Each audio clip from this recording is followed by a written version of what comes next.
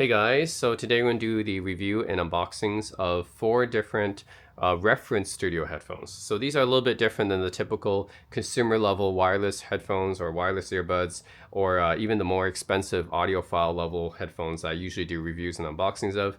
These 4 are meant to help musicians and recording engineers and artists, these type of people, to help listen to their music and help them record their music and mix and master music.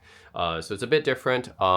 What's different about these headphones is that usually if you're in a studio, if you're a musician or you're an engineer at the mixing desk, you prefer to have a headphone for the very flat, neutral frequency response.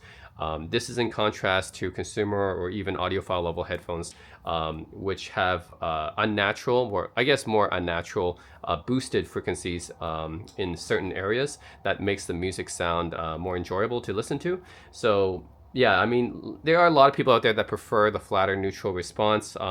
Typically some companies like Sennheiser or Focal have headphones that are like that. But usually, if you're talking about people who are listening to music, yeah, there are a lot of headphones that just have boosted frequencies in order to make the music more enjoyable. The very, typical, obvious example of this is the Harman curve. So there are headphones that conform to the Harman curve, which is kind of like a frequency response target that was measured by Harman. That's a very famous company that has made speakers and headphones and stuff in the past. Still very popular. I think that people are aware of the company Harman Kardon, right? So they do a lot of research as well. And back many years ago, I think it was the head of Harman. I don't know if it's the original founder of Harman, but they did a study to look at which frequencies that the most majority of consumers would prefer. So that ended up being the Harman curve. So the Harman curve is a very popular reference target for a lot of audiophile and consumer headphones. And the reason why is because it is a very popular metric. Basically, many years ago, the head of Harman Kardon, if you guys have heard of that audio company, they're reasonably famous American audio company, has been making speakers and other audio equipment for many years. The head of Harman did a study, and basically throughout these studies, they figured out that there is a curve that's kind of the combination of what most consumers would prefer when listening to music, and that is the Harman target. But the Harman target is not a flat or neutral type of response. It's boosted in certain frequencies. I would say mostly it's leaning towards a V-shaped kind of curve where it kind of boosts the bass and boosts the highs as well, and the mids are a little bit recessed.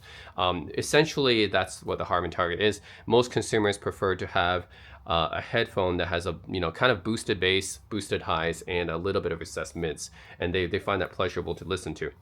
However, if you're in the studio, or if you're a musician, or if you're a certain type of audiophile that prefers to have very little coloration in your headphone, then you would prefer to have a headphone that has a more neutral, flatter frequency response. Not something like the Harman curve, and not something like a V-shaped, or some of these other different frequencies that consumer headphones or audiophile headphones might have. So, anyways. Long story short, these are 4 different, they're supposed to be more flatter, more neutral reference sounding, because they were supposed to be meant for musicians and engineers to listen to their music. So we're going to take a look at all these today. They're all around the same price range, or price target, I guess, $500 for pretty much all these. And I'm going to go through each one and tell you a bit about the company, because all 3 of these are very historic companies. Tell you about each one, and we'll do the unboxings, and then we'll get to the listening tests.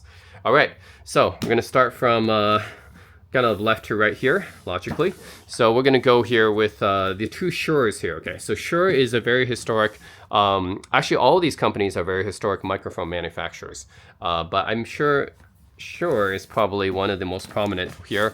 So Shure makes probably most famous for making dynamic microphones. Their SM58 and SM57 microphones especially. So they've been in the industry for a very long time, since the I think at least in the late 1930s is when they made their Unidyne microphones. And I've used a lot of Shure microphones before. I'm using some right now. I actually have an SM58 and SM48 that I use for my karaoke machine. And I use a Shure MV7 for my podcast or my USB microphone. So yeah, I'm very familiar with Shure microphones. However, I have never used a Shure headphone before. So I'm very curious what this sounds like. This is the SRH1540. This is their top of the line closed back. And I also have the SR1840, which is their top of the line open back. So I'm very curious how either of these stand up to to basically the audiophile headphones, because a lot of audiophile headphones, they're very expensive. They market themselves on being very detailed, great for listening to music. So I was wondering, okay, how about these more professional brands that are well known in the music industry that a lot of musicians and engineers use? How well do they stack up to these more popular audiophile brands going on these days? So yeah, I'm going to take a look at all these. And the Shures, I heard good things about them in the past. So they used to be fairly popular, but nowadays Shure is not as mentioned anymore, I guess, in the audiophile circles, because nowadays, audiophiles are kind of snobs, so they just look at the really expensive headphones. Oh, Sennheiser, Focal, Hi-Fi-Man, Audis. They look at all these brands with really expensive headphones, and Shure really kind of gets left out of the discussion now. They used to be kind of high-end, but because they don't make many high-end headphones anymore, I guess they just kind of fell off the radar for a lot of audiophiles. And I guess it's because, for musicians and engineers, of course, Shure is a very well-known name, but for people who are just listening to music, I guess Shure is not as well known of a name. Yeah, I think it's kind of sad that Shure is mostly thought of as a music recording equipment maker rather than a music listening equipment maker. So they're not as well known for their headphones as their microphones, of course. But still, let's take a look. The SRH1540. And yeah, both this and the open back and the closed back are both the same price, $500 US.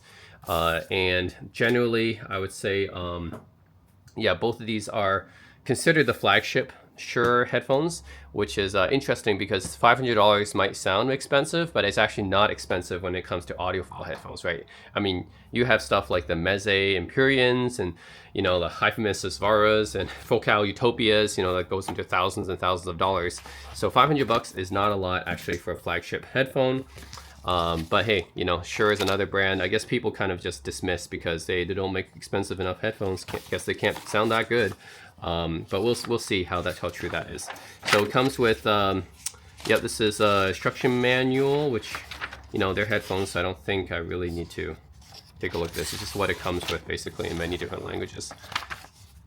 Okay, it comes with a carrying case. That's really cool of them. Nothing else in the box, but yeah, this nice quality carrying case here. Says Shure on it. Pretty sturdy. Yeah. So this is definitely a pretty sturdy headphone case. Not like super rugged or anything, but it's definitely pretty sturdy. It's not leather or anything like that. It's just got a leather-like surface, but it's actually a lot harder. It's like some kind of shell here, just with a leather texture on it. Okay, so here are the 1540s. So yeah, these are very light. Yeah, they're very lightweight actually. And I guess that makes sense because if you're going to use this for recording and monitoring, you're going to be wearing this for long periods of time. So it makes sense why they're so lightweight. The pads here, they're not like the leather pads that you're used to on expensive headphones, right? On the more audiophile brands. But still pretty nice. It's like more similar to, they're not velour or anything like that. It's kind of like, yeah, it's kind of like almost like felt, I guess. Some kind of felt and some little bit of foam here. Yeah, so it's not exactly leather or velour, but some kind of foam or something. But they're perforated too. Interesting. So yeah, interesting material. I guess it's a bit different than something expensive I have, like Audio-Technicas or Dan Clark's or or the Focals or anything. They have like more premium looking materials, but still should be pretty comfortable still. A little bit of padding up here, not a lot on the headband. Actually, maybe could be a little bit uncomfortable. I see this is like a double, it's got like double ridges here. There's no wing system here. Actually, it doesn't look too comfortable, but we'll see. And you have connectors down here. They're stuck inside the headphone. I don't know if they're 3.5 millimeter or not. They might be proprietary. They look pretty small though, the openings. So yeah. And yeah, you can see the left and right here. Generally, and this part is plastic, but this part here, the The actual hinge here is pretty solid. This is like aluminum or something like that. It's pretty similar to what you would find on some high-end headphones actually. So nice. Okay, and you also get in the bag here. You got one cable here. This is the connector. So okay, so it is kind of looks like kind of proprietary connector. Some of you guys can see that. Yeah, it looks like it's pretty proprietary to Shure, unfortunately. So it's not like your typical 3.5 millimeter connectors, but you know, a lot of high-end audiophile brands, you know, have their own proprietary stuff anyways, like Fostix and Audio-Technica has their own, Dan Clark has their own, and 3.5 millimeter jack, of course, you got to have that. So yeah, it includes typical. You need to have this connector, of course, to be able to listen to it, and you have a 6.35 millimeter adapter. So this is very useful, and I would say required, because this is supposed to be a professional monitor reference studio headphone. And for reference studios, they often have a lot of big equipment. So you have musical equipment, a lot of the bigger like recording consoles and stuff like that. It's most likely they're gonna have a 1/4 inch input for your headphone, not a 3.5 millimeter. It's just more durable, right? So this is the very oldest, one of the very oldest connectors for any kind of musical equipment is the 6.35 or the 1/4 inch jack. It's used everywhere. You know, guitars probably know that very well. It's very sturdy, so we've been using it for like 100 years, I think. Yeah, so that connector's been around for a while, not going away anytime soon. And then they have another one here. What does this bag have? It's this pouch. It comes with two of these pouches that kind of like stuck on here with Velcro or something. It's actually pretty innovative. Right? It's like you can take them off at any time if you want, but they're kind of like, you got two little small pouches stuck on your Velcro. Pretty innovative, if you ask me. Creative, I mean, from Shure. And then you have another one. So they just give you a backup, I guess. It's not a balanced connector. So usually, if this was like a high-end audiophile level headphone, they'd probably give you a balanced connector. But this is just your standard 3.5 millimeter again. I don't think there's any major differences between these two. It looks the same. So yeah, just one's. No, they're actually exactly the same. Yeah. So there's no balanced connector here. You just get a typical single-ended unbalanced one, which is fine, I guess, because this is not meant to be driven by a really powerful headphone amplifier or anything. This is really meant for monitoring music. So yeah, I guess it's just you just plug it into your standard recording console, recording interface. That's what it's really meant for. It's not meant for you to plug into your tube amp or something like that, or your really powerful headphone amplifier. All right, so that is the Shure SRH1540. That's the closed backs, the flagship closed backs that Shure makes. Now we're gonna look at the flagship open backs that Shure makes, also for reference. So yeah, we take a look here. Individually matched drivers for smooth, extended highs, and accurate bass with legendary Shure quality. So this is certainly a bigger box than the 1540 is. So I'm not sure if that's because the actual size of the headphones are bigger, or let's take a look. So we got here, this is a more premium looking packaging too, and it's the same price, 500 bucks. So professional open back headphones, and we got a nicer looking booklet here. Although it's the same stuff, it's like more like safety stuff, what it comes with, pretty much the same stuff, just in a more premium looking box. Okay, we get a even bigger looking case here, quite a big case here, and then get the accessories here. So we get 2 extra ear pads for the Shure. So yeah, I guess the Shures have swappable ear pads here. These look like velour. Yeah, these are definitely velour ear pads. So these look pretty nice. Yeah, they're velour. Nice. And then yeah, so this is their cable here. This, again, their proprietary connector with a 3.5 millimeter jack. So you get the proprietary cable, and you get a set of extra ear pads, which is nice. So velour is kind of like plush. It's kind of like felt or plush. It's very, very soft. I definitely like this a little bit better than the feeling of the 1540s, which had those perforated pads, which aren't velour. They're kind of like more like foam, I guess. So yeah, it's a little bit different. Okay. All right, so here's the carrying case for this one. Actually, it's they're both pretty big. But yeah, let's take a look here.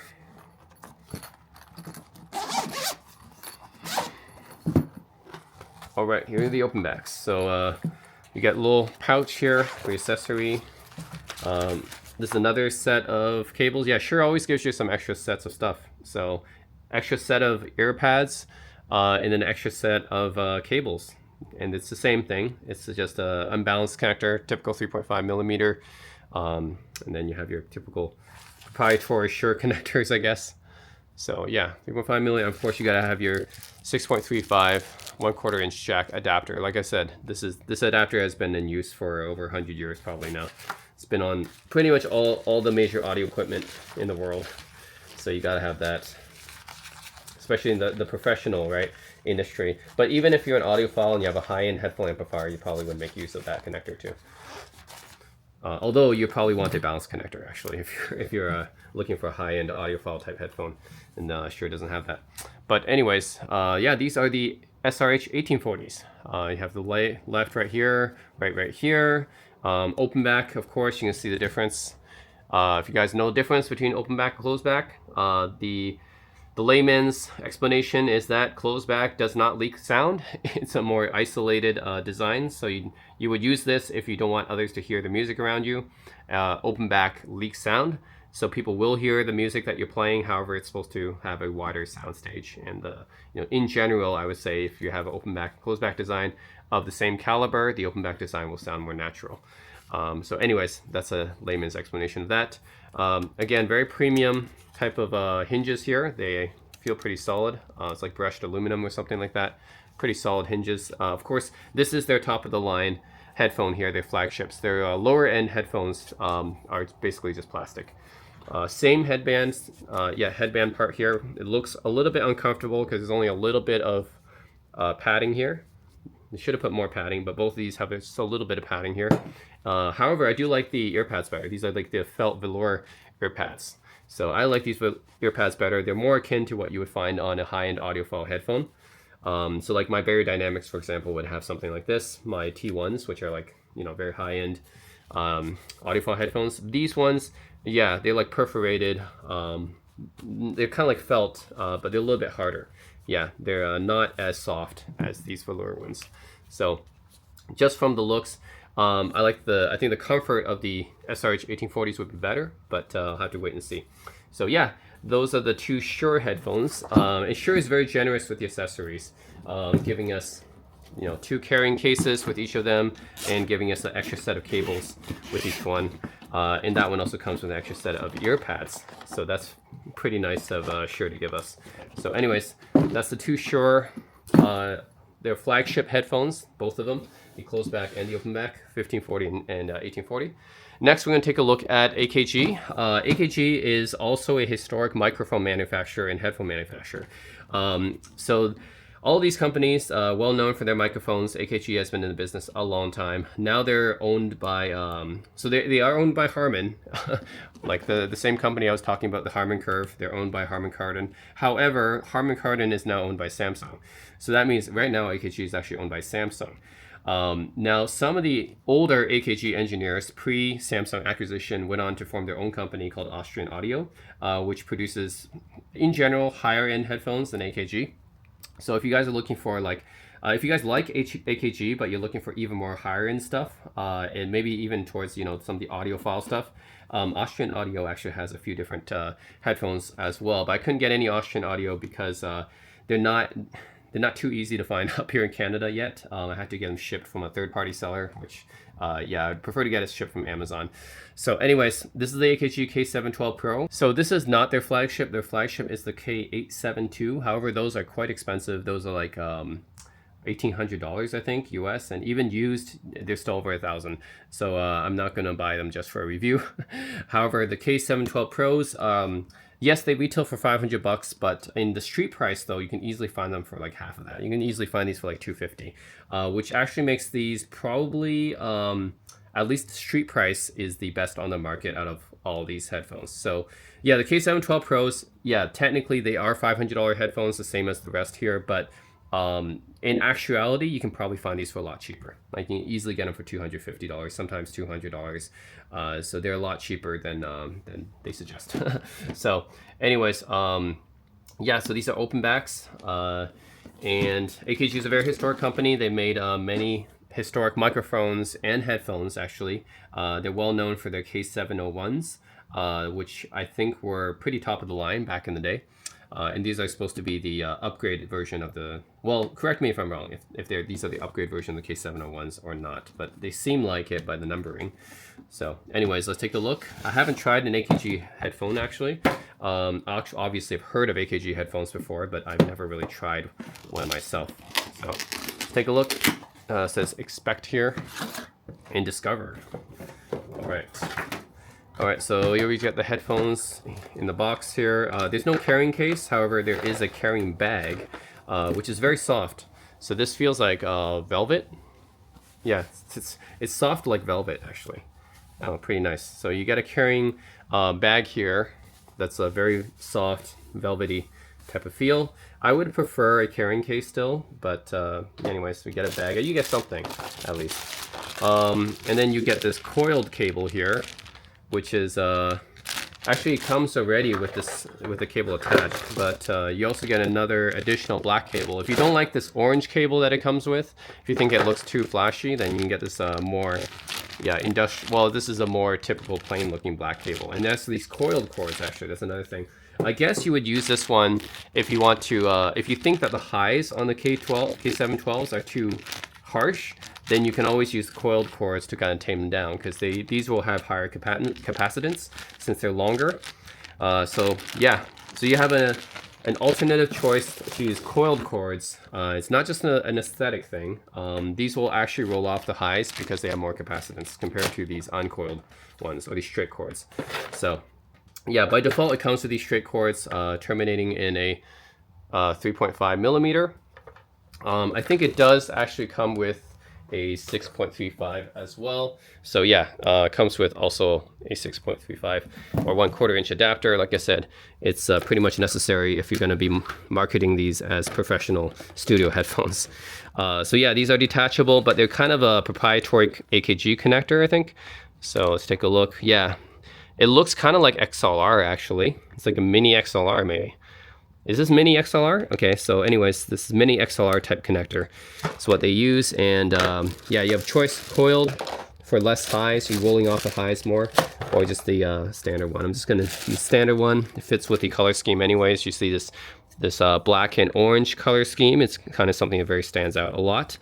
So these headphones look very comfortable, actually. They have this double wing design right here. This is something very similar to what Dan Clark Audio uses, and Dan Clark's are some of the most comfortable headphones I've ever worn. So I don't doubt that these are very comfortable headphones. They also have, this one is also like kind of leather as well, so it looks very premium. This part looks pretty flimsy, but this part at least nice leather. Otherwise, the build quality itself, I don't think is that great. I mean, I like these materials, right? This is like a velour ear pads again, so I like velour. It's very plush, very soft, and yeah, these are made in Slovakia. They're not made in Austria anymore. They used to be made in Austria, but now that's Austrian Audio. These are made in Slovakia. Still, I'm sure these are, you know, pretty solid and stuff. It's just that they feel a bit cheap. They are pretty light, and they are you know, they're plasticky, so very plasticky feeling. So they feel cheap, but I'm sure they are actually built quite well. So yeah, the K712's AKG reference headphones from a very historic microphone and headphone maker. Yeah, it's actually the first AKG I've done on my channel here. So yeah, I've always wanted to do an AKG on my channel. Just didn't get around to it, but yeah, finally we can do the K712 Pros, which are not the flagship, but they're the second most expensive AKG headphone. All right, so that's AKG. Again, they don't give us a carrying case, but we'll just use the carrying bag here. There we go. All right, then finally we have this is actually might be the most interesting out of these for me, because I've never tried anything from Neumann before, but this is the Neumann NDH20. This is a closed back studio headphone. Also retails for $500 US. This one, out of all these are probably the hardest to find discounted. The Shure's, I'm sure you can find discounted somewhere. The AKGs you can find discounted. Neumann's, very hard to find discounted. Neumann is a German company, so AKG being originally an Austrian company, Shure, of course, American. Neumann is a German company. You can see Neumann Berlin here. They've historically made microphones as well, just like with Shure and AKG. But I would say that compared to Shure and AKG, they're really not well known for their headphones at all. I don't even know if they make any other model, honestly. So when they, I saw this because I think I saw a review comparing different headphones, and then Neumann was on it. And I was very intrigued about it because I knew about Neumann microphones. Neumann microphones are very expensive, and they're very, yeah, they're very well known, I think, in the recording industry because they've been used on a lot of classic records since like the 1930s, 40s, 50s, 60s. You know, they've been around for a long time. A lot of their microphones have been used on historic records by a lot of classic, like very influential, famous musicians and stuff. So certainly they have a reputation for microphones, but for headphones, I didn't even know that they made headphones until recently. I saw a comparison video and YouTube video or whatever, and then these showed up, and I thought, okay, maybe I'll give these a try as well. You know, Neumann, with their experience in recording, you know, microphone technology, maybe they can make a pretty good headphone too. I mean, that worked for Shure and AKG. Maybe, you know, for Neumann, they could also be the case as well, right? Maybe microphone technology could help them with making headphones too. So yeah, let's see. So you got 38 millimeter transduced dynamic driver, impedance 150 ohms. That's actually pretty high impedance, actually. Might be the highest out of all these. So I might need to have, I'm going to use my DAP anyways. Closed backs, excellent sound quality. Let's see, mixing control room, live events, recording, mixing, listening, monitoring for musicians. So yeah, these are marketed as monitoring studio reference headphones, the same as the Shures and the AKGs. So let's take a look. Let's take a look over here first. Okay, what do you get here? You get a coiled cable, again, which tends to roll off the high frequencies and is terminating in a 6.35 millimeter connector. Of course, you can unscrew this one to get a 3.5 millimeter, which is what I'm going to do because I don't have I'm going to be using my DAP. So yeah, so you got a coiled cord here, and the connector is this 6.35. It's like a single 6.35, I think, but it carries both the stereo signals, I believe. So there's that. There's also an additional connector here. So I think this is just the same. I don't think this is a balanced connector or anything like that. None of these give you balanced connectors. This is just an additional connector. So I guess, oh, this one's not coiled. Okay, so again, just like with the AKGs, you have a choice of a coiled one versus a straight one. So the straight one will give you a little bit more high end, but if you think that the highs are too harsh, then you can use this coiled one to roll down the highs. And then you have this one here, which is the, I'm guessing is the, tells you what's inside the box and everything, which you already know at this point. Okay. So the NDH20 here, there may be like instructions and safety and stuff like that. Yeah, it's in German by default. Yeah, just tells you about what's inside. So nothing really interesting here. Obviously, you know how to use headphones. There's a quick guide here. These fold up, so that's pretty nice. They fold up, they go into the carrying case, and then this is what it comes with. And you can remove the pads, of course. And this is the carrying case. So yeah, so this is the most basic plain carrying case out of all of them because it's just a simple pouch. At least AKG gives us a nice velvet pouch, and it sure gives us a full carrying case here. That's pretty heavy duty. The Neumanns just give us this very simple, basic carrying pouch, which is yeah, kind of disappointing. You know, I was expecting something a little bit better than that. This very basic pouch. I mean, sure, it's better than nothing, but come on, like it's so cheap. That's something that you can easily, you know, stick in any. This is a $500 headphone, and it's I wouldn't say it's like super cheap or affordable or anything like that. It should give us a better carrying case or carrying pouch than that. That's a very basic carrying pouch. Anyways, I'm gonna use these coiled ones since they're already there. And these are the headphones. So these are the NDH20s. Yeah, NDH20s. I believe this is the only model that they make. So this is Neumann Berlin Studio Headphone NDH20 here. They feel very solid. So out of all the headphones here, these feel the most premium. I mean, they just, yeah, this looks like really nice aluminum here. Yeah, this is very nice here. In terms of the actual design, very industrial looking. So that's a Neumann logo. Very industrial looking headphone here. Looks very well built. I wonder if these actually made in Germany. I guess if it was made in Germany, they would say that, right?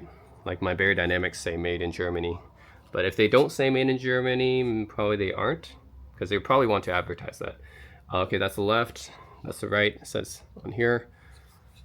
Okay, and you can adjust them like this. Okay,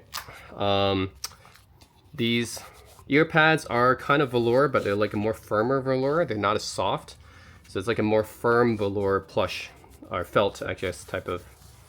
Yeah, it's a more firmer velour, I would say. It's not as soft as the ones that are on the AKGs. So these AKG ones are more softer. Yeah, so these are, and also these drivers look bigger on the AKGs. Yeah, softer on the AKGs and a little bit more firmer on the Neumanns. Yeah, also I can definitely tell the drivers are bigger on the AKGs versus the Neumanns.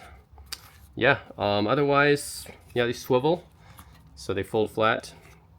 But yeah, they look pretty nicely designed. They got a nice industrial German design to them, so that's pretty nice. Not sure how comfortable they are yet. The headband looks okay. Looks like, yeah, I mean, there's a little bit of padding here. Definitely more than the Shures, that's for sure. Get it? That's for sure. But yeah, that's pretty much it for the Neumanns. I'm excited to try these. I've never tried anything from Neumann before. Their microphones are usually quite expensive. They're probably well known for their condenser mics. So yeah, they're all pretty expensive. But yeah, pretty excited to try all these actually. So that's the Neumann NDH20, and we're going to compare that with the AKG K712 Pro, as well as the two Shure flagships here, the SRH1540 and SRH1840. So yeah, stay tuned, guys. I'm going to do a listening test comparing all these. I'm going to see how good they are for playing music. Now I know these are not meant to be audiophile headphones, but you know, I'm expecting at least a pretty neutral flat sound signature, and they should be pretty detailed, because when you're an engineer or you're a musician, obviously you want to hear all the details of your music that you're recording, right? So yeah, I'm expecting to have a pretty flat neutral frequency response, and for them to be fairly detailed and revealing. But we'll see how they compare to more expensive headphones that I have, because these are $500 each, so they're not cheap, but at the same time, they're not that expensive when you're talking about audiophile gear, right? There's headphones easily in the thousands of dollars that I have, so yeah, we'll compare them. All right, so now I'm ready to test all these headphones out. So I'll be comparing them to two of the most balanced sounding headphones that I own. So one is the Dan Clark Aeon 2 closed. These have a very balanced sound signature, and these are closed backs as well. And the HiFiMan HG1000 V2s, which are also very balanced sounding, more on the neutral bright side, also very, very detailed. And these are open backs. So yeah, I'll be comparing it against that. So just for a listen, I'm going to listen to my Dan Clarks first, just to get some sort of reference signature.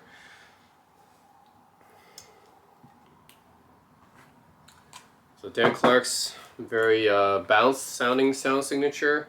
It's just that it's not the most detailed set of headphones that I have, but that's where the HiFiMan HG1000s come in. These are pretty much the same as the Dan Clark, or similar to Dan Clark's sound signature in tuning. It's just with a lot more detail. So these are very highly resolving headphones. Yeah, but also very neutral tuned.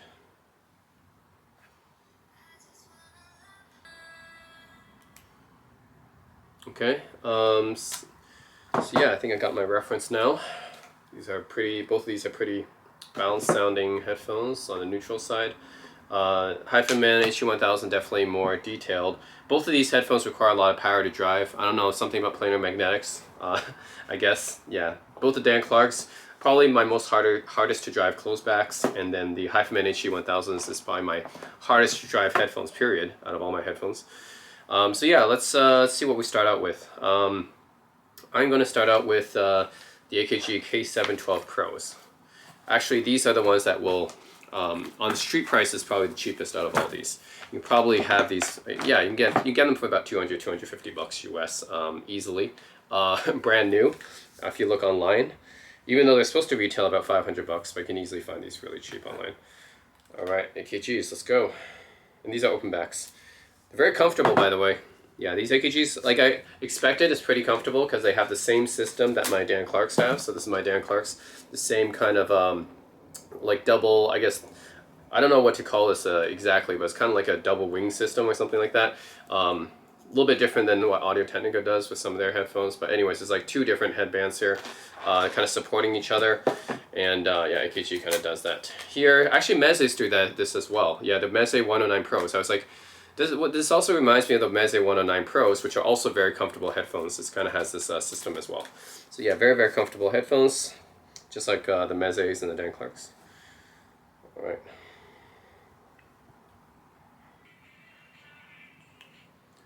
Okay, pretty nice sounding, especially for the price. So what I think about the AKG K712 Pros, these headphones are very linear, very like they are definitely neutral, flat sounding, whatever you want to call that. So very flat sounding headphones. Most people when they listen to this headphone probably will feel like it sounds fairly dull. It's not very dynamic, it's not very lively, but hey, that makes it good for reference headphones when you're recording in the studio, right? You don't want to sound dynamic and lively because you just want to hear the music as it's meant to be heard, so like no unnatural frequency boosts. So yeah, the AKG K712 Pros succeed in that. They're, I would say, pretty flat. So the only thing is that it doesn't have as much detail as my Dan Clark Aeon 2 Close, and definitely not my HiFiMan EG1000s. So not that much detail. Also, I feel like the bass extension and the treble extension isn't there. So it's like it doesn't go that high and it doesn't go that deep in the lows either. So I feel like the frequency the response is a little bit limited in this headphone, or maybe it's just that it's not pushed up enough. So if there is sub bass or even mid bass, it's not very pushed up on here, so you don't hear that much bass on this. The trebles and everything is the same as well. I don't hear too much trebles and I don't hear too much bass.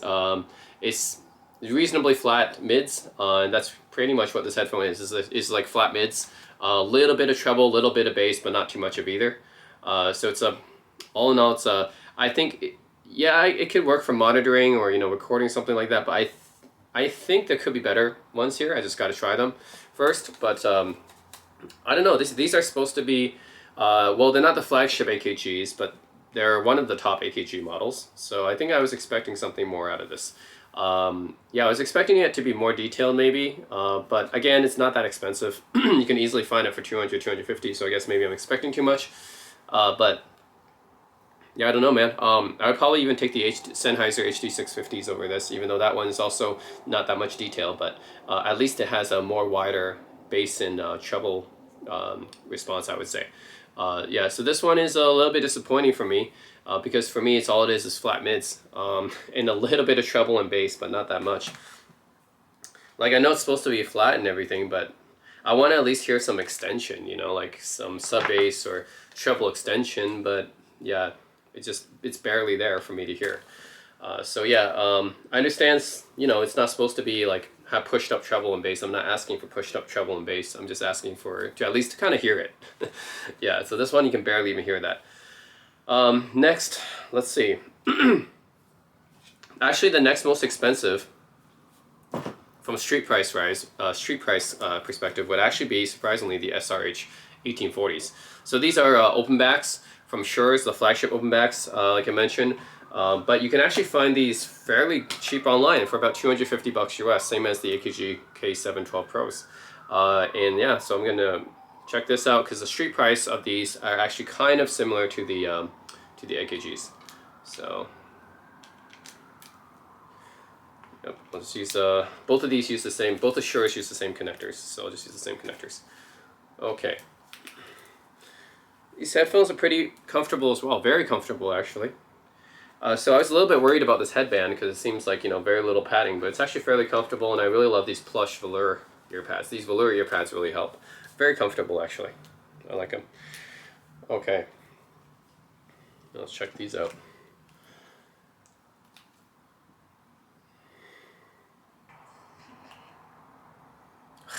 You know what? These headphones sound pretty much the same as the Sennheiser HD650s.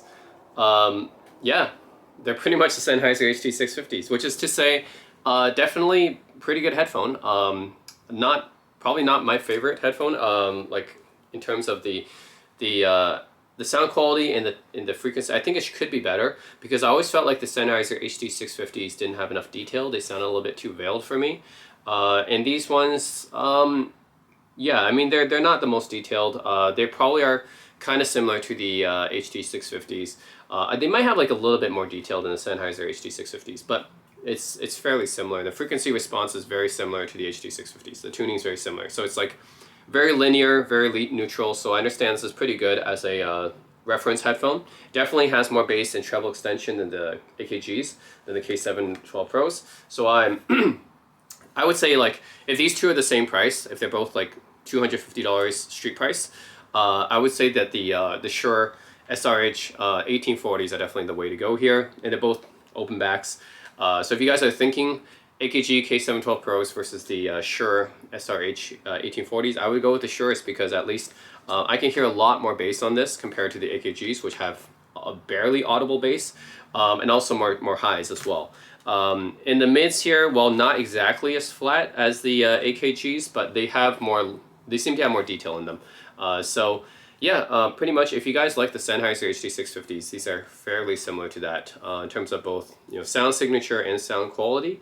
So yeah, for the price is not bad. It's actually a little bit cheaper than the HD650s. So yeah, if you guys are looking for essentially the same sound as the Sennheiser HD650s, but a little bit cheaper street price, then yeah, you can find the Shure SRH1840s. Yeah, the street price I would say is a little bit cheaper, although the retail price I think is similar. But yeah, which is to say it's pretty good. Again, not my best headphone. Of course, the Hi-Fi HE1000s are going to kill it in the details and resolution. Versus the Dan Clark Aeon 2s, it's interesting. I think I would still get a little bit more detail of the Dan Clark Aeon 2 closed. But these come pretty close, and these are much cheaper than the Dan Clark Aeon 2's closed. So, to think about that, guys, right? This is a $900 headphone. This is you can get this. The MSRP is $500, but you can get this, maybe it's like $250 or $300 online, and it's pretty close to Dan Clark Aeon 2 closed. Maybe my Dan Clark Aeon 2 closed is like a little bit more detail, but not really by much. Or they're pretty similar actually. Let me just listen to this one again.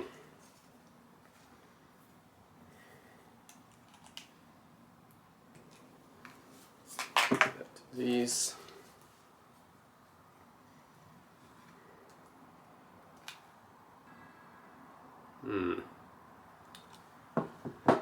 Actually, the detail is pretty similar between the Dan Clark Aeon 2 closed and the Shure SRH1840s. It's just that I might prefer the bass on the Aeon 2 closed a little bit better, and the soundstage, surprisingly, the soundstage on the Aeon 2 closed is better, despite the fact that it's a closed back and these are open backs.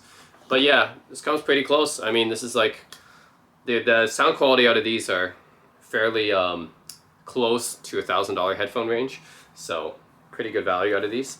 And again, I would take these over the Sennheiser HD650s personally because they are a little bit cheaper and I think a little bit more detailed. I remember the 650s being like a little bit too veiled for me. So yeah, next one, check out the SRH1540s, which are basically the closed back versions. So let's, check it out here.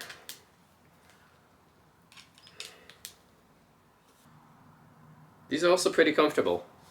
I know I talked about these perforated pads like being a little bit mushy, but they're fine.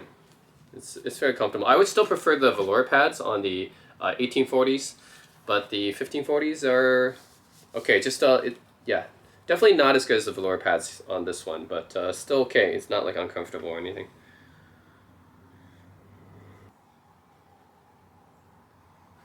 Nice. So the SRH 1540s, I think this is I like this better than the 1840s. Okay, so one thing is the 1840s are, like I said, very similar to the Sennheiser HD650s, so it's a very neutral type of sound signature. The SRH 1540s don't seem to be neutral. These actually have a pushed up bass on it, but it's not too pushed up. Like it's pushed up enough, but it's not like Beats level or Bose level or anything like that. So it's still fairly well done. The quality of the bass, I'm not sure. Like it seems a little bit flubby.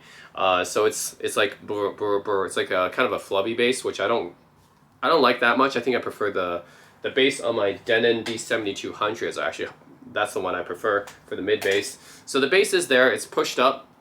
I don't think it's like super high quality bass or anything like that, but it's definitely more pushed up on the 1540s, which means this is a more fun headphone to listen to compared to the 1840s. 1840s, more neutral, reference sounding, good for studio monitoring and stuff like that. But the 1540s, yeah, these ones are more of a headphone you might want to listen to music with than monitoring. So I know they call these like studio monitoring headphones, but you can use them for music actually, because they're a little bit more fun to listen to. It actually has more detail than the 1840s does. So the 1840s seem to be a little bit veiled, just like the HD650s are. But the 1540s, I think I hear a little bit more detail in these. So these seem to be more detailed than the 1840s. They also seem to be more fun to listen to. So personally, out of these two, the 1840s I think are the better reference headphone for like monitoring, mixing, recording, and the 1540s are the better headphone for music listening. So yeah, both good, just a bit different. Finally, I'm going to try the Neumann NDH20s, which I'm super curious about because I haven't tried anything from Neumann before either. These headphones are the most uncomfortable out of these because, yeah, the clamping force is a little bit tight on these. And also, yeah, the ear cups are a bit smaller compared to the Shures and the AKGs. So the ear cups are smaller and the clamping force is higher. It's more uncomfortable than these.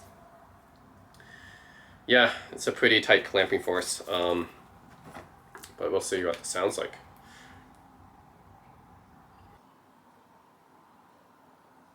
Okay, so the Neumann NDH20s are interesting. So I would say this is for me, this is not like I don't think this is a reference studio headphone, even though it says it is, because the bass is also pushed up on this. It's kind of like the SRH 1540s, except I think the 1540s, the bass is even more pushed up, but this bass is still like, it's pushed up, it's forward. So for both of these headphones, the Shure SRH 1540s and the Neumann NDH20s, I don't think of these as reference studio headphones. They're not neutral. They both have a pushed up bass, which, you know, if you're mixing or monitoring or you're recording, you don't want to have unnecessary bass. For music listening, it's fine. I know a lot of people like bass heads and stuff, they like to have pushed up bass, and your normal consumer headphones with the Harman curve or whatever that has pushed up bass, that's fine for music listening, but not for using it as a reference headphone for mixing or monitoring, right? You don't want your music to have more unnecessary bass that wasn't in the original recording. So I don't know why they call these studio headphones, and I don't know why they call these studio headphones, because they're not. Both of these have elevated bass. As for the actual mids and stuff like that, the mids and the high end, I think this one I would prefer over the rest of these. Actually, the mids are actually quite detailed on these, and the sound stage is also the widest out of these. So yeah, I do like the mids. The treble actually is maybe about the same, except for the AKGs, which doesn't really have that much of it. For the Shures and the Neumanns, highs are about the same. I would prefer the mids on the Neumanns, which sound to me, actually the mids on the 1540s are good too. So yeah, these two have good mids. They're both very detailed. But the soundstage on the Neumanns are the best out of all these. None of these have really big soundstage, but the NDH20 has the best soundstage out of all of them. The treble is about the same. The mids are about as detailed as the 1540s. The bass is pushed up a little bit. Not as much as the 1540s, but definitely more than these two. Because like the AKGs barely has any bass. The 1840s have probably just the right amount of bass. This is probably the most reference out of all these. And yeah, I think that's pretty much my conclusions here. So yeah, my conclusions out of all these studio reference headphones, which is interesting because you would think that they would all be like, you know, neutral, bounce sounding, but they're not. So yeah, out of all these, I would say the most reference neutral sounding, the best to use as a studio monitoring headphone is the Shure 1840s. The SRH 1840s, this is like the Sennheiser HD650s, which means it's pretty flat, pretty neutral. Sound signature tuning is pretty similar. The amount of detail is a little bit better in the HD650s, although still not as much as some of my other headphones. But overall, I think this is the one I would pick. if I was a musician or engineer, I mean, I am a musician, but if I was looking for a reference monitoring headphone, then this is the one I would pick. This is the most neutral out of all of them. Well, the AKGs are too, but except this one has more treble extension and bass extension compared to the AKG K712 Pros. So yeah, out of these two are the most like neutral reference sounding, but the Shure 1840s have more bass extension and treble extension, and overall just sounds better to me than the K712 Pros.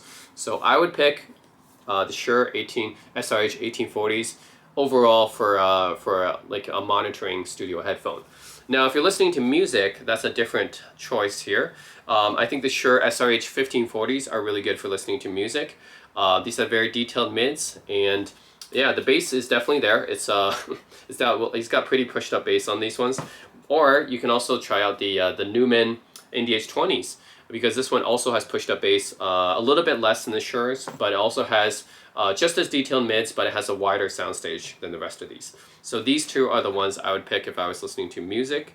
You can easily find the SRH 1540s a little bit discounted online. For the Neumanns, probably not. These ones are harder to find discounted.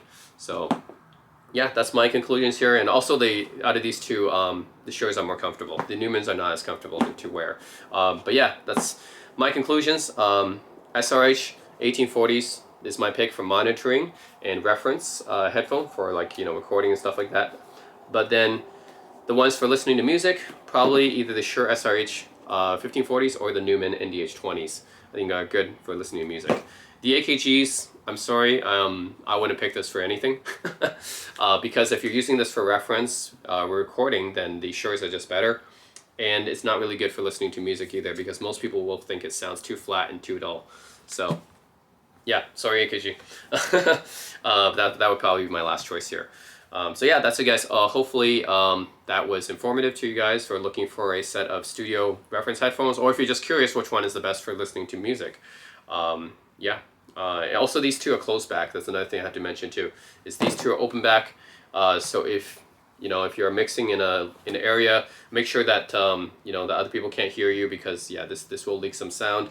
And then these two they're good for listening to music, so you can be out and about and actually use these. I don't think the Shure's can fold up. No, so the Neumanns can actually fold up, which actually makes it a little bit more portable.